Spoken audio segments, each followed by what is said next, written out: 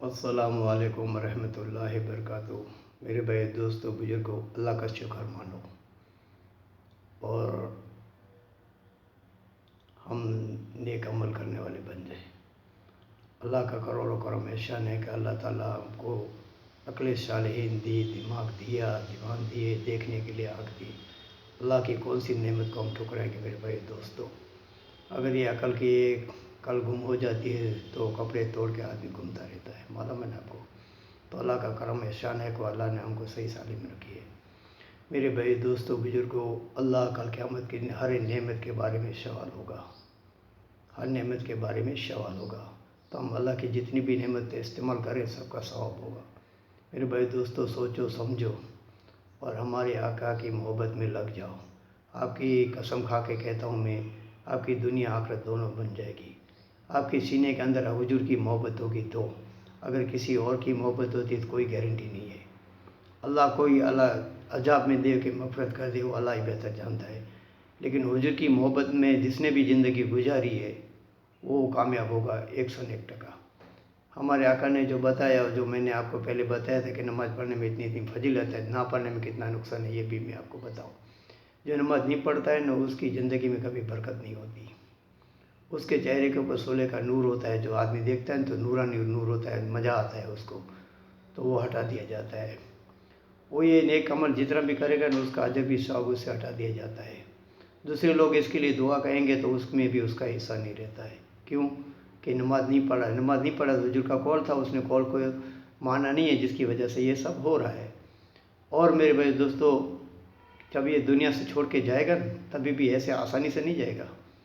آقا نے فرمایا کہ اس کی موت ہے جو سب سے پہلے تو بھوک کی حالت میں موت آئے گی۔ دیکھتے ہیں نا آپ کتنے سارے کو بھوک کی حالت میں موت آتی ہے۔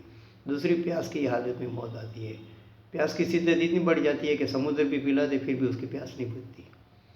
اور جلیل ہو کے مرتا ہے، وہ بھی آپ دیکھیں ہوں گے، بہت سارے لوگ کتنے کو کیا کیا بولتے رہتے ہیں۔ اللہ سب کی معافی فرمائے اور اللہ سب کی حفاظت فرمائے۔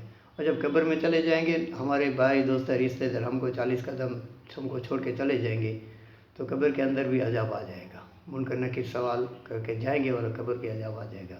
تو ہمارے آقا نے فرمایا سب سے پہلے قبر کا عذاب تو یہ ہے کہ ایک ہاتھ کی انگلی آقا نے دوسرے ہاتھ میں ڈال کر بتائی کہ پسلی ہے نا، ایک دوسرے میں گھس جاتی ہے اور اس کے قبر میں آگ لگا دی جاتی ہے، آگ بھر دی جاتی ہے، اور اس کے اوپر ایک گدا اتنا لمبا کہ ایک دن اس کے ناخن ہے، صرف ناخن اتنے لمبے ہوتے ہیں ایک دن کا چل کر پورا کیا جائے، اتنا لمبا اس کا ناخن ہوتا ہے۔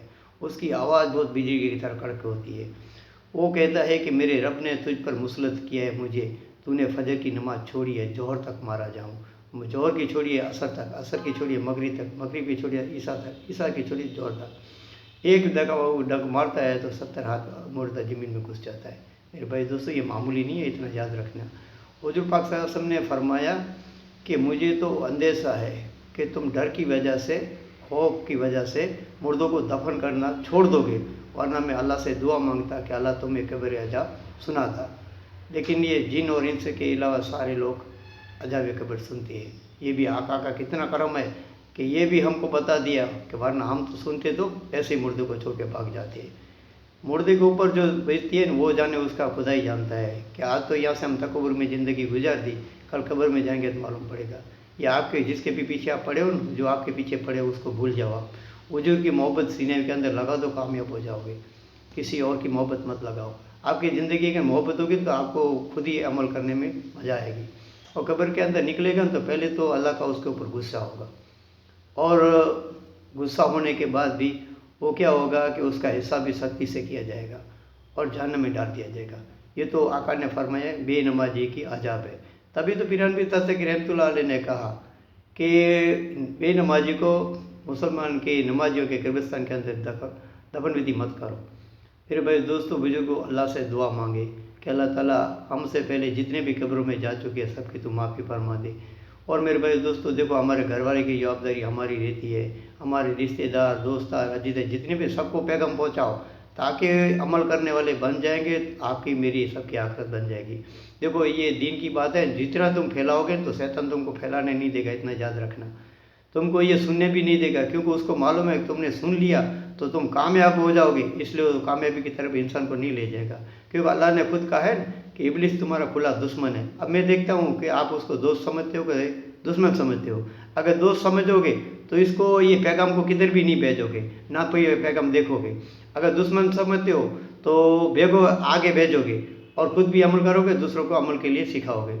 میرے بھائی دوستوں بزرگوں، ہمارے گھر کے اندر ہمارے رشتے دار جو کہ ہماری مسورت نماز نہیں پڑھتی ہے، تو سب سے پہلے اس کو نماز کی تاکید کرے حکمت سے، اور اس کو بولے ذکر کر، اللہ کا کلام پاک کی تلاوت کر، نماز پڑھو، تو ہمارے لیے بہت کامیابی ہے، ہماری بہت اچھی ہے، زندگی بن جائے گی دنیا اور آخرت کی۔ نہ جانے کل ہمارا آخری نماز ہو، نماز بھی ایسے پڑھنے کی زندگی کی لاسٹ میری نماز ہے، معلوم نہیں فجر پڑھی ہے زور سے پہلے نماز ملے گی کہ نہیں ملے گی، ایسی فکر کے ساتھ نماز پڑھیں گے تو انشاءاللہ کامیاب ہو جائے گی۔ اللہ تعالیٰ مجھے اور آپ سب کو زیادہ کہنے سے زیادہ عمل کرنے کی توفیق عطا فرمائے۔ سبحان اللہ بحمدہ، سبحانک اللہم و بحمدک، ونشہد ان لا الہ الا انت، نستغفرک ونتوب الیک۔ سبحان ربک رب العزۃ عما یصفون، السلام علیکم، الحمد للہ۔